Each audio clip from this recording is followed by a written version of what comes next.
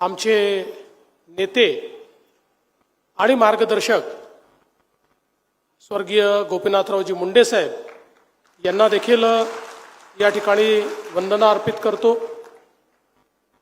आणि नुकतंच जे अचानकपणे आम्हाला सोडून निघून गेले असे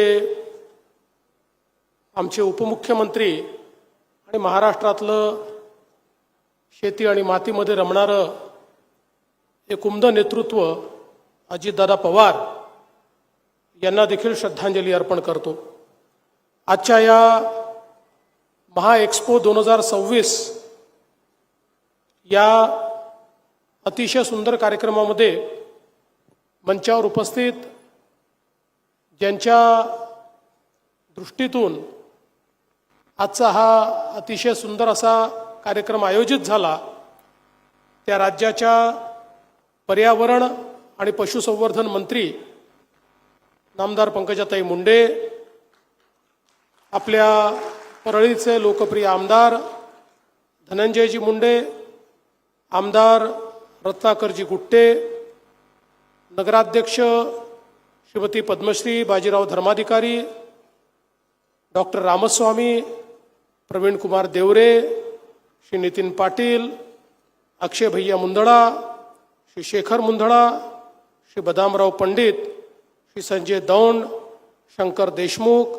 राजेश्वर चव्हाण, गोविंद अण्णा केंद्रे, बा राजे पवार, राम कुलकर्णी, बाजीराव धर्माधिकारी, योगेश क्षीरसागर, वैद्यनाथ सोळंके, केशवराव आंधळे, गीताभाभी पवार, या ठिकाणी उपस्थित श्री जितेंद्र पापळकर, वीरेंद्र मिश्रा, विवेक जॉन्सन, नवनीत कावत, अजय मुंडे, सूर्यभान मुंडे, सतीश मुंडे, माधव निर्मळ, जुगल किशोर लोहिया, शिवाजी गुट्टे, पवन मुंडे, रमेश कराड, राजेश गीते, नितीन ढाकणे, मंचावरील सर्व मान्यवर आणि या ठिकाणी उपस्थित सर्व माझ्या लाडक्या बहिणी आणि उपस्थित सर्व भावांनो, आज मला अतिशय आनंद आहे की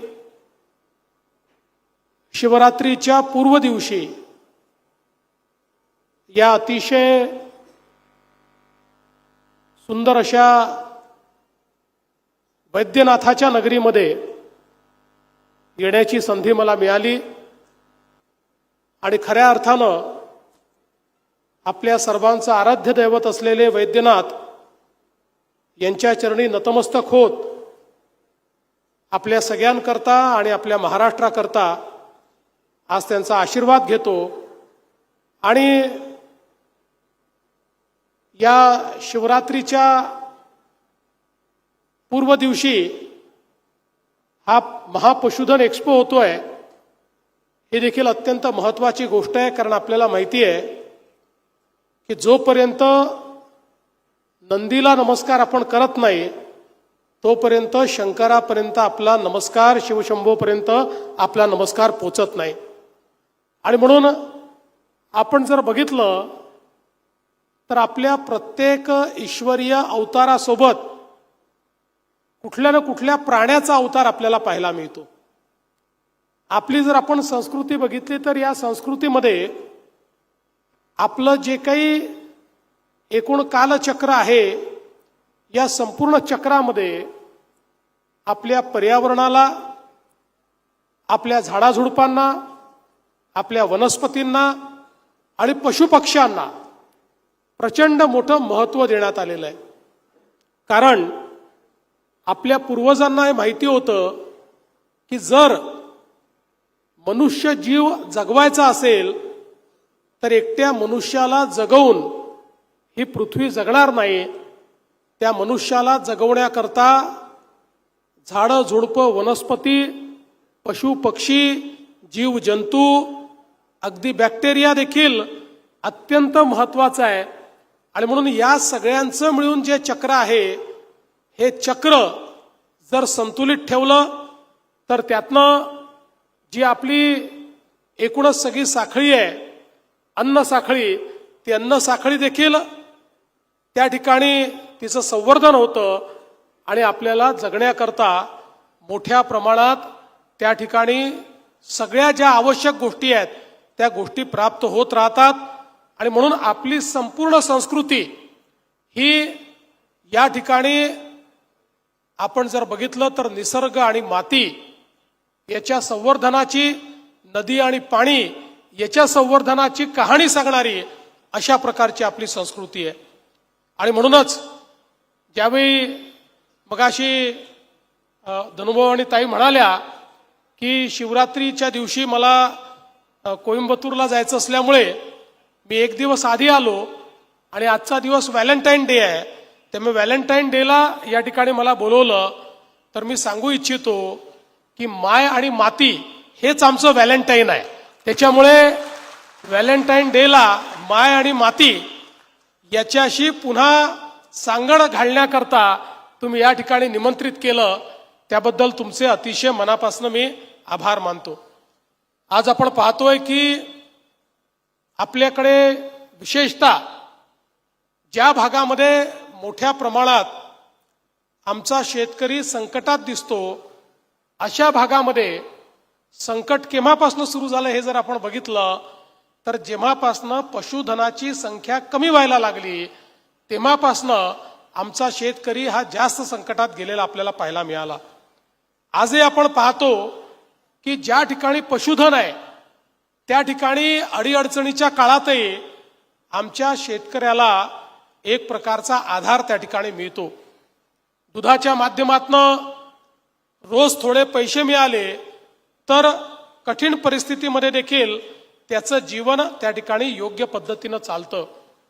पण आपल्याला कल्पना आहे की पूर्वीच्या काळी आपण आपल्याला आवश्यक ते अन्नधान्य घ्यायचो, त्यानंतर हळूहळू कॅश क्रॉपकडे गेलो आणि विशेषतः आपण कापूस आणि सोयाबीनवर गेल्यानंतर आणि हळूहळू आमच्या शेतकऱ्यांची जी काही शेती आहे ती लहान होत गेल्यानंतर, त्याचं विभाजन होत गेल्यानंतर एक वैरणाचा मोठा प्रश्न हा निर्माण झालेला आपल्याला पाहायला मिळाला. आणि हळूहळू आपल्या शेतीतलं वैरण हे आपल्याला मिळत नाही अशी अवस्था आली आणि त्यातनं कुठेतरी पशुधन जे आपलं आहे हे पशुधन हे कमी व्हायला लागलं आणि त्याचा सगळाच परिणाम आपल्या एकूणच शेतीवर झालेला आपण बघितला. आज आपण बघा हळूहळू अशी अवस्था येते की ज्यामध्ये आता ट्रॅक्टरच्या उपयोगामुळे बैल हा हळूहळू कमी उपयोगाचा व्हायला लागलाय. किंबहुना आता बैलगाडा शर्यतीतच बैलाचा उपयोग हा मोठ्या प्रमाणात होतोय. बाकी उपयोग फार छोटा शेतकरी जो आहे तो अधिक करतोय. बाकी सगळं यांत्रिकीकरण चाललेलं आहे आणि म्हणून त्यातनं वेगवेगळ्या प्रकारच्या गोष्टी या ठिकाणी निर्माण होत आहेत. पण आज आवश्यकता ही आहे की पुन्हा एकदा आमच्या शेतीमध्ये आमचं जे पशुधन आहे या पशुधनाचं संवर्धन झालं पाहिजे. विशेषतः आमची गाय, हिला आम्ही ईश्वराचा दर्जा याकरता दिलाय, आईचा दर्जा याकरता दिलाय की ज्या प्रकारे आपल्या सृष्टीमध्ये जन्म देऊन आपली आई आपल्याला मोठं करते, तसंच आपण जर गोमातेचं जीवन बघितलं तर जन्मापासनं मृत्यूपर्यंत आमची गोमाता आमची सेवाच करत राहते. आणि आज आपल्याला कल्पना आहे की या गोमातेला आपण राज्यमातेचा दर्जा दिला आणि आपण गोविकास आयोग या ठिकाणी तयार केला. याचं कारण हळूहळू पारंपरिक गोमातेच्या जन्मापासनं तर मृत्यूपर्यंत तिचे जे काही उपयोग आहेत हे सगळे उपयोग आम्ही विसरलो आणि त्यामुळे भाकड जनावर झालं की आम्हाला ते जड वाटायला लागलं. आणि त्यातनंही प्रत्येक पशुगणनेमध्ये गायींची संख्या, जनावरांची संख्या ही कमी कमी होताना आपल्याला पाहायला मिळाली. पण आज आपल्याला कल्पना आहे की इतक्या मोठ्या प्रमाणात वेगवेगळ्या प्रकारचे प्रयोग सुरू झाले आणि आता तर गोमूत्र आणि गाईचं शेण यापासनं इतक्या वेगवेगळ्या प्रकारच्या वस्तू आता तयार व्हायला लागल्या. अलीकडच्या काळामध्ये तर मोठी मोठी लोक आपल्या घरामध्ये शेणापासनं तयार केलेला पेंट लावतात, कारण त्याचे वेगवेगळे फायदे हे देखील लोकांना लक्षात आले. आज वेगवेगळे अनुसंधान करून ज्या प्रकारे वेगवेगळ्या प्रकारच्या औषधी या सगळ्या गोष्टींपासून तयार होत आहेत, त्या देखील मला असं वाटतं की एक नवीन अशा प्रकारची व्हॅल्यू चेन या माध्यमातून तयार होते.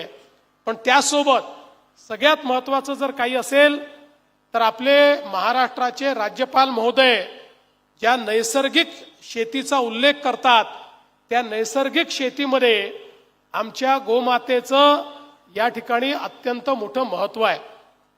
आज आपल्याला कल्पना आहे, रासायनिक खतांमुळे एकीकडे शेतीची उत्पादकता कमी व्हायला लागली आहे, आमची उर्वरा क्षमता कमी व्हायला लागलेली आहे, आमची जमीन ही बंजर व्हायला लागलेली आहे आणि हळूहळू आमची अवस्था अशी आहे की ज्या प्रकारे शेतीमध्ये आम्हाला खर्च करावा लागतो त्या तुलनेनं उत्पादकता नाही, त्यामुळे त्या तुलनेनं शेतमालाला भाव नाही आणि त्यातून कुठल्या तरी दुष्टचक्रामध्ये आमचा शेतकरी अडकलेला दिसतो. पण आज ज्या प्रकारे जीवामृताचे प्रयोग, शेण असेल, गूळ असेल, अशा वेगवेगळ्या गोष्टी घालून जे प्रयोग तयार झाले, आज ते प्रयोग इतके यशस्वी होत आहेत की 100% रासायन रहित अशा प्रकारची शेती आणि ज्या शेतीमध्ये पहिल्याच वर्षी आपली उत्पादकता वाढू शकते अशा प्रकारची नैसर्गिक शेती आता त्या ठिकाणी सुरू झालेली आहे. ज्यांनी प्रयोग केले त्यांचे प्रयोग यशस्वी झालेले आहेत आणि या सगळ्या चेनमध्ये खऱ्या अर्थानं आमचं जे गोधन आहे, आमची जी गोमाता आहे, त्या गोमातेचं एक महत्वाचं या ठिकाणी शेण असेल, गोमूत्र असेल, याचा एक अत्यंत महत्वाचा उपयोग या माध्यमातून होतोय. आणि जे शेतकऱ्यांनी सुरू केलं त्या सगळ्यांचा उत्पादन खर्च अर्ध्यावर आला आणि उत्पादकता मात्र 1.5 पटीकडे चाललेली आहे. आणि त्यातनं जी काही विषयुक्त अशा प्रकारचं अन्नधान्य आपण तयार करत होतो, ते अन्नधान्य देखील आता हळूहळू पौष्टिकतेकडे वळत आहे. आणि म्हणून मला असं वाटतं की जे गोधनाचं महत्व, हे जे आपल्या जनावरांचं महत्व आपल्या पूर्वजांना माहिती होतं, ते पुन्हा एकदा माहिती करून घेण्याची आवश्यकता आहे. आज सायन्स खूप पुढे गेलाय.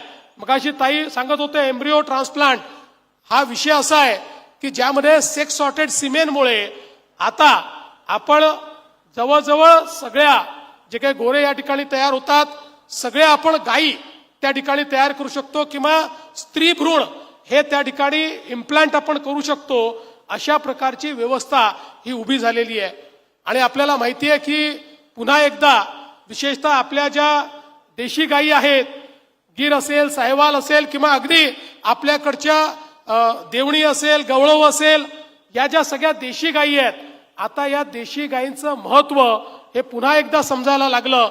आज जो आपण विदर्भ मराठवाडा चा एक करार हा मदर्स डेअरी सोबत केला, मागच्या काळात ज्यावेळेस हा करार आपण सुरू केला आणि या कराराच्या अंतर्गत ज्यावेळी आपण मदर्स डेअरीच्या माध्यमातून दूध घेणं सुरू केलं, मला सचिव महोदय आपल्याला सांगायचं आहे की आमच्या वर्धा जिल्ह्यामध्ये ज्या गवळव गायी आहेत त्यांच्या दुधाला 40 रुपये 45 रुपयापर्यंत किंमत आली. इतकं फॅट पर्सेंटेज त्या ठिकाणी त्याच्यामध्ये चांगल्या पद्धतीचं होतं. आणि म्हणून आज या सगळ्या गोष्टी आता आपल्याला उपलब्ध आहेत. आणि त्यासोबत मोठ्या प्रमाणात वैरण विकास हा कार्यक्रम पुढच्या काळामध्ये आपल्याला हातामध्ये घ्यायचा आहे. आता या ठिकाणी काही सायलो तयार करणाऱ्या मशीन्स देखील आपण बघितल्या.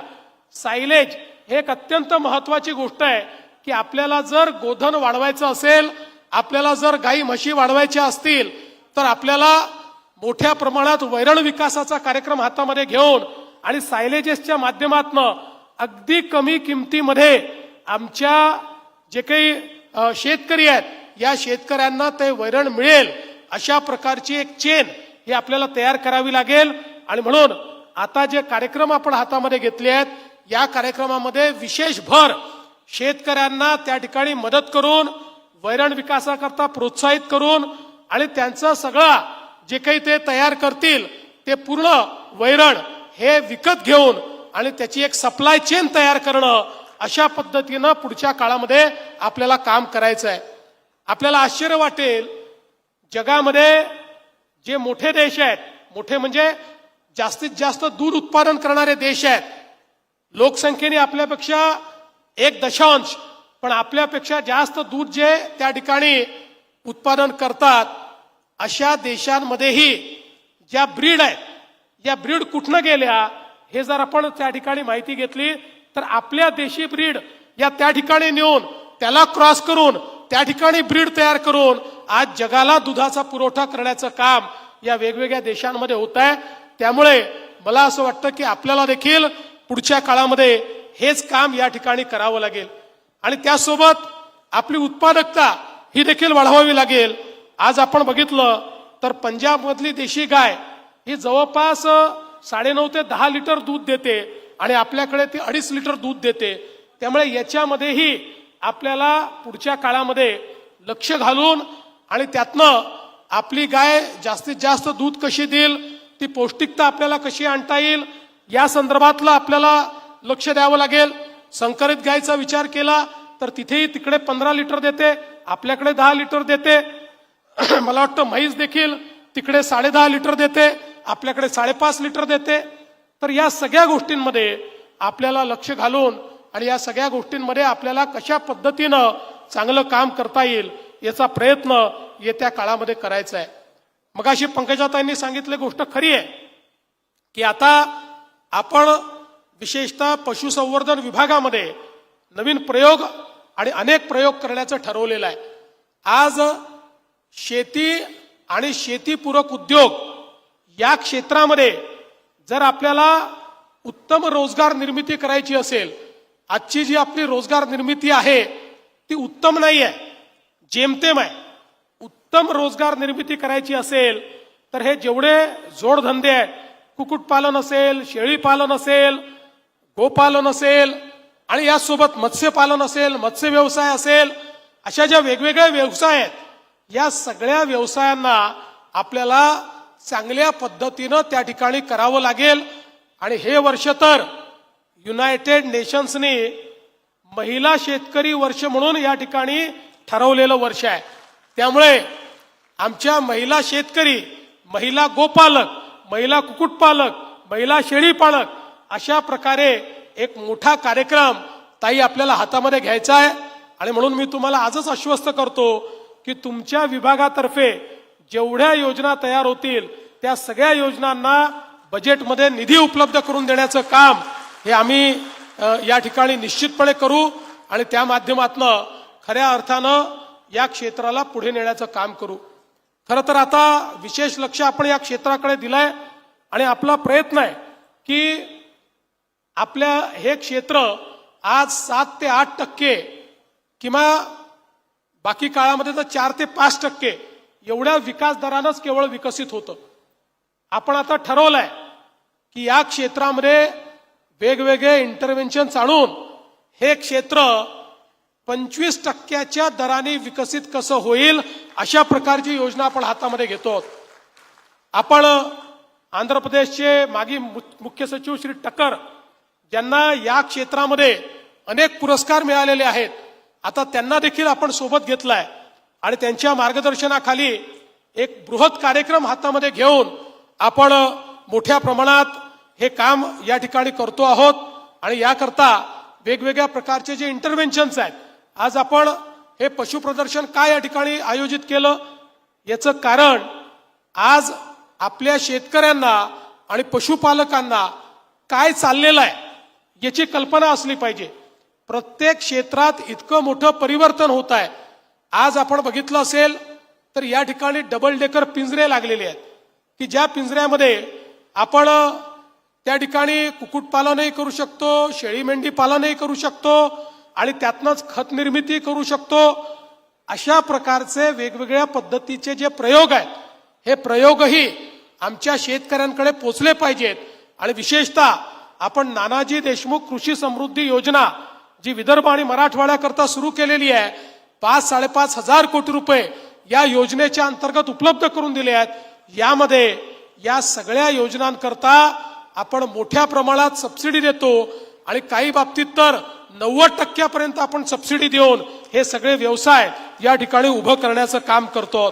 आणि म्हणून मी आज खरं म्हणजे पंकजाताई आपलं अतिशय मनापासून अभिनंदन करतो की आपण हा जो काही एक्सपो या ठिकाणी सुरू केलेला आहे यातनं आमच्या ग्रामीण भागातल्या शेतकऱ्यांना आमचे जे विकसनशील किंवा विकसित अशा प्रकारचं कार्य करणारे शेतकरी आहेत त्यांनी काय केलंय हे जवळून पाहायची संधी मिळते आणि तशा प्रकारे करण्याची इच्छा देखील जागृत होते आणि हे होऊ शकतं हा आत्मविश्वास देखील या ठिकाणी तयार होत असतो.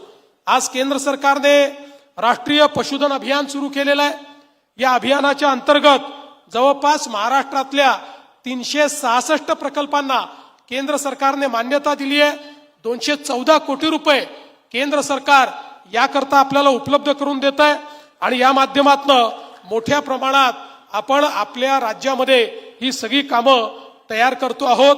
आणि आता मदर्स डेअरीच्या माध्यमातून विशेषतः आपण जो काही एक या ठिकाणी दुग्ध व्यवसायाचा विकास करण्याचा प्रयत्न करतो याचा जो पहिला टप्पा आहे हा अत्यंत यशस्वी झालेला आहे. आता दुसऱ्या टप्प्यामध्ये त्याचा विस्तार आपण करतो आणि माझी सर्व शेतकऱ्यांना विनंती आहे की आपण सर्वांनी निश्चितपणे याचा लाभ घ्यावा. आता 19 जिल्हे हे आपण याच्यामध्ये समाविष्ट केले आहेत. 150 कोटी रुपये आपण या प्रकल्पाला दिलेले आहेत ज्यातनं मोठ्या प्रमाणात शेतकऱ्यांना जोडधंदा करण्याची एक संधी प्राप्त होते. उदगीर मधलं जे दूध भुकटी केंद्र आहे ते देखील आपण पुनरुज्जीवित करतोय. अनेक वर्षापासून ते बंद होतं. जवळपास 100 कोटी रुपये हे आपण त्याला देतोय आणि ते पुनरुज्जीवित झाल्यामुळे आमच्या दुधाला चांगला भाव मिळण्याकरता त्याचा फायदा होईल आणि पुढच्या काळात दुधापर्यंत नाही तर उपपदार्थांच्या माध्यमातून आपल्याला जास्तीत जास्त पैसा कसा कमवता येईल अशा प्रकारचा प्रयत्न आपल्याला करावा लागेल. हे सगळं करत असताना पशु चिकित्सालय हा देखील एक महत्वाचा मुद्दा आहे. आज या ठिकाणी फिरते पशु चिकित्सालय देखील डेमॉन्स्ट्रेट केलेलं आहे. आपल्याला आपल्या राज्यामध्ये पशु चिकित्सालयाची जी काही परिस्थिती आहे ती बदलायची आहे. त्याच्यामध्ये आधुनिकता आणायची आहे. त्याच्यामध्ये वेगवेगळ्या प्रकारे आता ज्या उपचार पद्धती सुरू झालेल्या आहेत त्या उपचार पद्धती आपल्याला आणायच्या आहेत आणि विशेषतः आपण काही नवीन कॉलेजेसला देखील मान्यता दिली आहे. त्यामुळे पशुवैद्य चिकित्सक यांची संख्या देखील मोठ्या प्रमाणात वाढवण्याचं काम हे आपण या ठिकाणी करतो. लंपी सारखा आजार जो आल्यानंतर आपली अशी अवस्था होते की आपलं पशुधन हे पटापट त्या ठिकाणी मरायला लागतं, बळी पडतं आणि मग आपण त्याची लस ही शोधायला लागतो. देशभरामध्ये केवळ 2 कंपन्या लस तयार करतात. मग त्यांच्या कॉम्पिटिशनमध्ये सगळेच राज्य त्यांच्या पाठीमागे लागतात आणि मग लस मिळता उशीर होतो आणि त्या दरम्यान आमच्या शेतकऱ्यांचं पशुधन हे मोठ्या प्रमाणात त्या ठिकाणी मेलेलं असतं. पण मला आमच्या पशुवैद्यकीय विभागाचं अभिनंदन करायचं आहे की आमच्या विभागाने आता स्वतः लस तयार करायला घेतलेली आहे आणि ही लस तयार झाल्यानंतर लंपी सारख्या आजाराने आमच्या पशुधनाचा या ठिकाणी जो काही नाश होतो तो नाश त्या ठिकाणी संपणार आहे. आणि त्यासोबत आमचे जवळपास 2841 हे जे पशु दवाखाने आहेत यांना देखील आपण आता अपग्रेडेशनचा एक कार्यक्रम हातामध्ये घेतोय. पशु ॲम्ब्युलन्स हा एक मोठ्या प्रमाणात काम आपण सुरू करतो. या माध्यमातून आमच्या पशूंचं आयुष्य आणि त्यांची सुदृढता ही देखील आपण वाढवण्याचं काम करू. आज शेतीच्या क्षेत्रामध्ये माननीय अजितदादा ज्यावेळेस होते त्यावेळी आपण शेतीमध्ये आर्टिफिशियल इंटेलिजन्स हा एक कार्यक्रम हातामध्ये घेतला आणि या कार्यक्रमातनं शेतीची उत्पादकता वाढवण्याकरता 500 कोटी रुपयाचं मिशन आपण हातामध्ये घेतलंय. आता अशाच प्रकारचं मिशन आपल्याला ॲनिमल हस्बंड्रीमध्ये घ्यावं लागेल. आर्टिफिशियल इंटेलिजन्समुळे ॲनिमल हस्बंड्रीमध्ये आपण उत्पादकताही वाढवू शकू आणि प्रेडिक्टिबिलिटी पण आणू शकू. त्या दृष्टीने मोठ्या प्रमाणात हे कार्य आपल्याला करायचं आहे. आणि म्हणून मी आज एवढंच सांगेन की आज ज्या प्रकारे आपल्या शेतकऱ्यांना राज्य सरकार वेगवेगळ्या योजना देत आहे त्या योजनांचा फायदा घेतला तर निश्चितपणे आमचा शेतकरी आणि आमच्या महिला या आपल्या पायावर उभ्या राहू शकतील. अलीकडच्याच काळामध्ये आपल्या भारताने अमेरिकेसोबत एक मोठा समझोता केला आणि त्यामुळे अमेरिकेचं मोठं मार्केट हे आपल्याला ओपन झालं. पण काही लोक याबद्दल अफवा उठवून राहिले आहेत की भारताने आपली बाजारपेठ अमेरिकेच्या कृषीकरता खुली केली. आणि म्हणून या ठिकाणी स्पष्टपणे सांगतो, माननीय प्रधानमंत्री मोदीजींचे आभार मानतो. मोदीजींनी स्पष्टपणे सांगितलं बाकी सगळ्या गोष्टीत करार होईल, पण कृषीच्या बाबतीत करार होणार नाही. आमची बाजारपेठ ही आम्ही तुमच्याकरता खुली करणार नाही. कुठलीही बाजारपेठ आपली कृषीची खुली केलेली नाही. आपल्याकडे कोणीही स्वस्त माल आणून आपल्या शेतमालाचे भाव पाडू शकणार नाही. पण काही नतद्रष्ट लोक अशी आहेत की आमच्या सोयाबीनला चांगला भाव मिळायला लागला होता. 2-4 दिवसापूर्वी अफवा दिली सोडून की आता अमेरिकेचं सोयाबीन भारतात येणार आहे. 500 रुपयांनी सोयाबीनचे भाव पाडले. मी सोयाबीनच्या शेतकऱ्यांना सांगतो आणि मार्केटमध्येही सांगतो, असं कुठलंही आपल्या करारात लिहिलेलं नाही. कुठलंही सोयाबीन बाहेरून येणार नाही, कुठलाही कापूस बाहेरून येणार नाही. त्यामुळे अशा प्रकारच्या अफवा पसरवणाऱ्यांना त्या ठिकाणी त्यांची जागा दाखवली पाहिजे.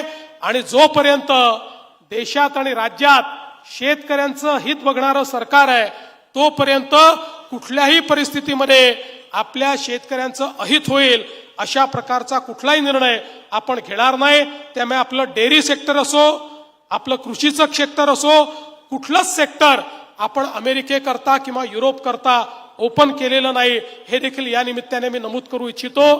पुन्हा एकदा पंकजाताई, आपल्या विभागाचं मनापासून अभिनंदन करतो. इथे जे लोक आपले पशु घेऊन आलेले आहेत त्यांचं सगळ्यांचं, पशुपालकांचं मनापासून अभिनंदन करतो.